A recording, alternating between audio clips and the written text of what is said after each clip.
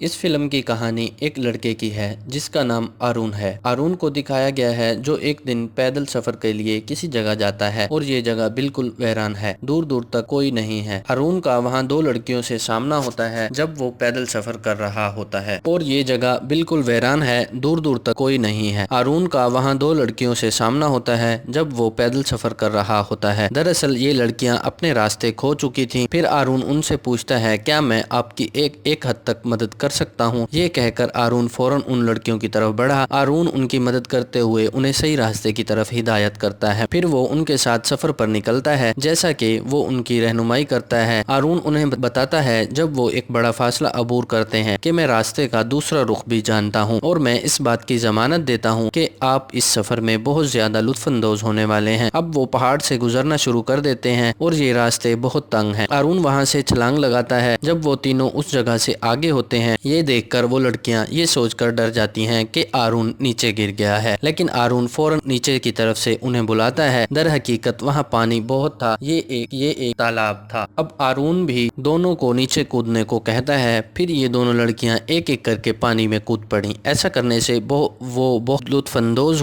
होते हैं और वो वहाँ बहुत खुश हैं। इसके बाद वो तीनों अपने सफर पर आगे बढ़ते हैं। अरुण को उस जगह से बाहर आने के बाद बाइकिंग के लिए आगे बढ़ना था और वो उन दोनों लड़कियों को अपने घर मुंतकिल होना था, इसलिए वो अलग होने से पहले यहाँ सेल्फी बनाते हैं। अरुण उनसे पूछता है, क्या हमें दोबारा मिलने का मौका मिलेगा? इनमें से एक लड़की ने इससे कहा, कल रात हमारी पार्टी है, आप वहाँ भी जा सकते हैं। बाद में अरुण उन्हें अलविदा कहते हुए वहाँ से चला जाता है। अरुण अब पहाड़ी इलाके से आगे बढ़ रहा है। वो बहुत पुरजोश है और वो उस बाइकिंग पर काफी खुश भी है, लेकिन इन इलाकों के रास्ते इतने तंग और खतरनाक हैं। जब अरुण दो तंग पहाड़ों से उतरता है, एक बड़ी चट्टान है। जब अरुण उस चट्टान का सहारा ले रहा है, साथ ही वो चट्टान भी फिसल जाती है। फिर बेचारा अरुण नीचे गिरने लगता है और वो चट्टान जिससे अरुण ने सहारा लिया था, ये नीचे लढ़कते हुए उसके दाएं हाथ अरुण पर भी गिरता है। अब अरुण का हाथ दो तंग पहाड़ी रास्ते के दरमियान एक चट्टान के नीचे फंस गया है। जबकि इन्हें ज्यादा चोट नहीं आई, लेकिन इसका हाथ इस जगह से खाली नहीं हो रहा था। वो वहाँ से हाथ छुड़ाने की पूरी कोशिश करता है, लेकिन बेसुध। जब अरुण को लगता है कि इसका हाथ इस जगह से आजाद नहीं हो सकता, तो वो उन दोनों लड़कियों को मदद के लिए जोर से पुकारने लगता है। बदकिस्मती से इसकी आवाज इस जगह से गूंज नहीं सकी, क्योंकि ये तंग पहाड़ी इलाका है और यहाँ से आवाज गूंजने के लिए जहाँ दूर दूर तक कोई इंसान या जानवर, हत्ता के परिंदे की मौजूदगी का भी अंदाजा नहीं लगाया जा सकता।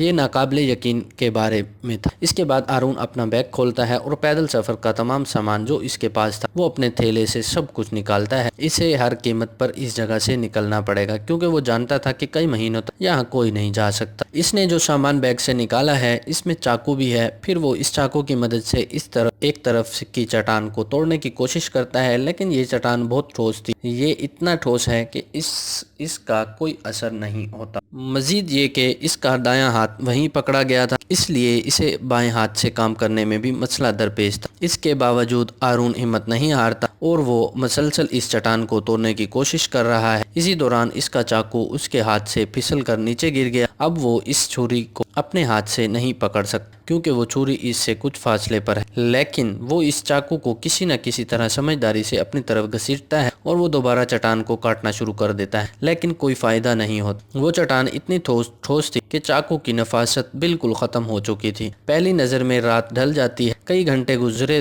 थे कि अरुण यहाँ फंस गया। इसे कुछ समझ नहीं आ रहा था कि वो इससे कैसे छुटकारा हासिल कर। चुनाचे वो वहाँ से अपना हाथ छुड़ाने के लिए अपनी जदोजहद जारी रखे हुए। ऐसा करते करते अगली सुबह भी आ जाती। अभी 25 घंटे गुजर चुके थे कि यहाँ अरुण पकड़ ली। इसे इस जगह से आज़ाद होने का रास्ता नहीं मिल रहा। फिर वो अपना कैमरा ऑन करता है और इसमें रिकॉर्डिंग शुरू करता है, जिसमें उसने लिखा कि मैं यहाँ पिछले 25 घंटों से फंसा हुआ हूँ और कोई नहीं जानता कि मैं यहाँ, क्योंकि मैंने यहाँ आने से पहले किसी को इत्तला नहीं और मेरे पास इसके साथ साथ खाने चीज़ों की भी कमी और पीने के लिए सिर्फ 400 से 500 मिलीलीटर पानी। जब वो ये रिकॉर्डिंग कर रहा होता है तो इसे ऊपर से किसी की आवाज़ सुनाई देती। नतीजे के तौर पर अरुण मदद के लिए ज़ोर से चिल्लाना शुरू कर देता है, लेकिन उसकी चीखों पुकार बेसुध साबित होती है, क्योंकि वहाँ कोई नहीं है। चंद घंटों के बाद रात फिर वहाँ पड़ती है और अरुण को भूख लगती है और खाने की चीज़ जो अरुण के पास थी वो इन्हें खाना शुरू कर देता है। फिर वो याद दिलाता है कि मुझे आज रात के खाने पर इन लड़कियों نے مدعو کیا ہے،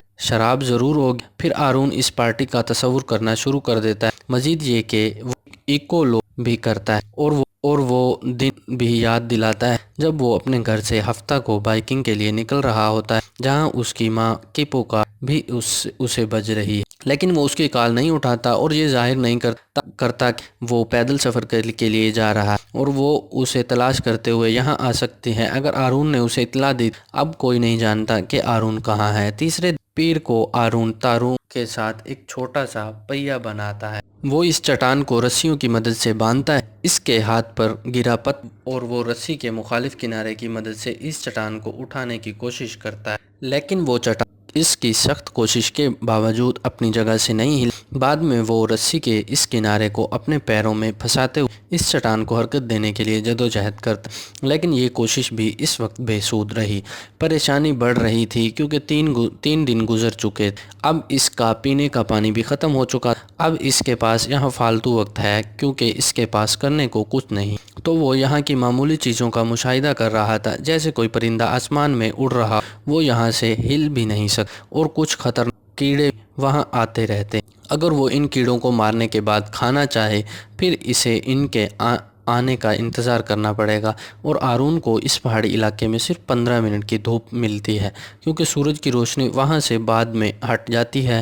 اب آرون اس ماحول میں بھوک اور افلاس کی وجہ سے پریشان ہو گیا تھا، اس لیے اس نے فیصلہ کیا کہ اب اپنا ہاتھ الگ کر دے، تو وہ اپنے بازو کو مضبوطی سے باندھتا ہے اور وہ اپنے پاس موجود چاقو سے اپنے بازو کو ٹکڑے ٹکڑے کرنے کی کوشش کرتا ہے، لیکن اس چھری کی نفاست ختم ہو چکی تھی، اس لیے اس کی جلد کی پتلی تہ اس چھری سے نہیں کاٹ رہی تھی۔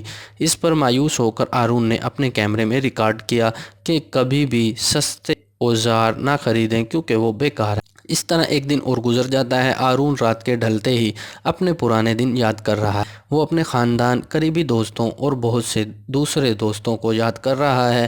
پھر آسمان پر آلود ہو جاتا ہے جب وہ اس کو یاد کر رہا ہوتا ہے۔ پہلی نظر میں تیز بارش شروع ہو جاتی ہے کیونکہ پانی ختم ہو گیا تھا جو آرون کے پاس تھا، چنانچہ وہ بارش کے پانی سے اپنی پانی کی بوتل بھرنے لگتا ہے اور ان تنگ پہاڑی علاقوں میں پانی کا بہنا بھی شروع ہو گیا جہاں آرون پھنس گیا تھا۔ اب پانی کی سطح پہلی نظر میں بڑھ رہی تھی، چنانچہ آرون اس میں غرق ہونے لگتا ہے، لہٰذا مائع پانی زیادہ گھنا، لہٰذا چیزیں اس پر تیرنے لگتی ہیں، تو آرون بھی اس چٹان کو اٹھانے کی کوشش کرتا ہے، پانی میں حرکت کرتا ہے اور وہ بڑی مصیبت کے بعد اس چٹان کو اٹھاتا ہے۔ اس کی وجہ سے اس کا ہاتھ بھی اس چٹان سے فوراً آزاد ہو جاتا ہے۔ پھر آرون اپنی گاڑی کی طرف بھاگتا ہے، اس جگہ سے نکلتا ہے، وہ اپنی گاڑی میں بیٹھ کر بھاگتا ہے، لیکن یہ صرف اس کا خواب تھا کیونکہ یہ ایسا نہیں ہے، وہ ابھی تک پہاڑی علاقے میں پھنسا ہوا۔ اب وہ ایک بار پھر زور زور سے چیخنے لگا، وہ فریب میں مبتلا ہونے لگتا کیونکہ کئی دن جال میں پھنس چکے تھے۔ 4 دن گزرے تھے کہ آرون یہاں پھنس گیا تھا، اب اس کا 5واں دن ہے تو اس کا رویہ اور ذہنیت کافی حد تک بدل جاتی ہے۔ وہ ایک طرف گفتگو کرتا ہے، تبصرہ کرتا ہے، وہ ہنستا ہے اور یہ بھی بتاتا ہے اگر اس دن مجھے اپنی امی کا فون آتا یا میں نے اس کو کہا ہوتا میں یہاں آ رہا ہوں تو شاید یہاں پھنس نہ، اور جس دکان سے میں نے پیدل سفر کا ضروری سامان خریدا میں نے اسے بھی کچھ نہیں بتایا۔ وہ اپنی گمشدگی کی اطلاع دے سکتا ہے اگر اسے اس کے بارے میں معلوم ہوتا، اس کی وجہ سے یہاں کوئی بھی اسے ڈھونڈنے آ سکتا ہے۔ آرون یہاں اپنے والدین سے کہتا ہے مجھے تم سے بہت پیار ہے۔ دراصل آرون سب کچھ اس وجہ سے ریکارڈ کر رہا ہے کیونکہ اس جگہ سے آزاد ہونے کی تمام توقعات ختم ہو، کیونکہ وہ پیاسا، بھوکا اور جسم کی طاقت سے عاری ہے، اور اس بھاری اور غیر منقولہ چٹان نے یہاں آرون کو قید کر رکھا ہے۔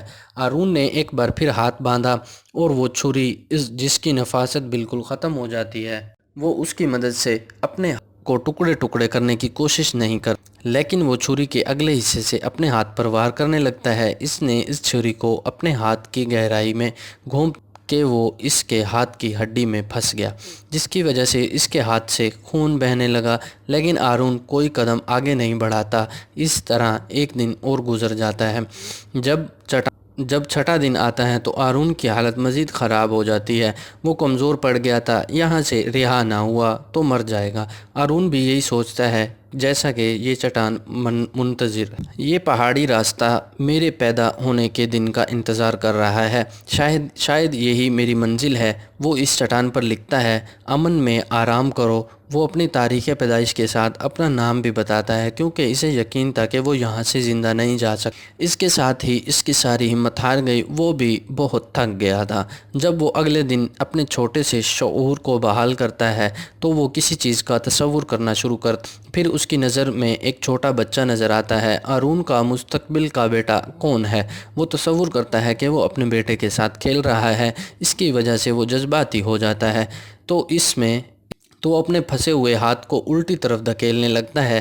ایسا کرنے سے اس کے ہاتھ کی ہڈی ٹوٹ جاتی ہے اور چھری جو اس کے پاس ہے اس نے اسے بھی تیز کر دیا ہے اور دھیرے دھیرے ہاتھ کاٹنا شروع کر دیتا ہے۔ اس طرح وہ اپنے جسم سے ہاتھ کاٹتا ہے اور وہ چھٹے دن اپنا ہاتھ کاٹنے کے بعد اس چٹان سے آزاد ہو جاتا ہے۔ وہ اس جگہ سے روانہ ہونے سے پہلے اپنے ہاتھ کی تصویر بھی لیتا ہے، وہ ہاتھ جو ابھی تک اس چٹان میں پکڑا ہوا۔ اب آرون بڑی مشکل سے اس پہاڑی علاقے سے نکلتا ہے اور اس نے اس جگہ سے باہر نکلتے ہوئے دیکھا کہ وہاں اب بھی بارش کا پانی پڑا۔ پھر آرون وہاں جا کر ایک لوگ پانی پینے لگتا ہے کیونکہ اس نے پچھلے 6 دنوں سے کچھ نہیں کھایا، تو وہ آج اپنی پیاس بجھاتا ہے۔ اس کے بعد وہ آگے بڑھتا ہے۔ وہ آسمان پر اڑنے والے پرندے کا بھی گواہ ہے جس کا وہ روزانہ ٹی پہاڑی علاقے سے مشاہدہ کیا کرتا تھا، اور وہ اب بھی پہاڑ پر چڑھتا ہے اور پیدل سفر جاری رکھتا ہے۔ جہاں وہ جاتا ہے تو اسے یہ کہانی ضرور لکھنی چاہیے کہ وہ کن کن مقامات پر گیا۔ یہ کہانی حقیقی زندگی کی تاریخ پر مبنی ہے۔ اس کا مطلب یہ ہے کہ یہ سچ ہے کہ آرون ان پہاڑی راستوں میں 6 دن تک پھنسا ہوا تھا۔ اس نے وہاں اپنا وقت مشکل سے گزارا۔ اس نے اس جگہ کی چٹانوں پر اپنی تاریخ پیدائش اور موت بھی لکھی کیونکہ اسے یقین تھا کہ وہ یہاں سے کبھی زندہ نہیں لوٹے گا۔ اور جس چٹان کے نیچے آرون کا ہاتھ دبایا گیا تھا اس کا وزن 360 کلو گرام تھا۔ کھانے پینے کی چیزوں اور پانی کی کمی تھی، لیکن اس کی خوبی کہ اس نے ہمت نہیں ہاری۔ یہ واحد وجہ تھی کہ وہ 5 دن تک زندہ رہا۔ چھٹے دن جب اسے یقین تھا کہ وہ زندہ نہیں رہے گا، پھر ایک مافوق الفطرت طاقت نے اس کی مدد کی جس میں اس نے اپنے مستقبل کے بیٹے کا تصور کیا۔ اس کے ذریعے اسے ہمت ملی اور وہ آخرکار اس جگہ سے نکلنے میں کامیاب ہو گیا۔ آرون نے اس بیان کے ساتھ انٹرویو بھی کیا ہے کہ اگر اس نے اس سے پہلے اپنا اگر اس وقت ہاتھ کاٹتے وقت اس نے ہاتھ نہ کاٹا پھر وہ وہیں بھی مر سکتا ہے۔ جب اس نے ہاتھ کاٹ دیا پھر اس کا جسم کمزور تھا، اس لیے اس کا خون زیادہ ضائع نہیں ہوتا تھا۔ تو یہی وجہ تھی کہ ہاتھ کاٹنے کے باوجود وہ 4 گھنٹے تک وہاں بھٹکتا رہا۔ لہٰذا آرون اپنی شکست کو کبھی قبول نہ کرنے کی طاقت کا مظاہرہ کرتا ہے۔ اس کے بعد یہ فلم یہ منظر دکھاتے ہوئے یہاں مکمل ہوتی ہے۔ دیکھنے کے لیے شکریہ۔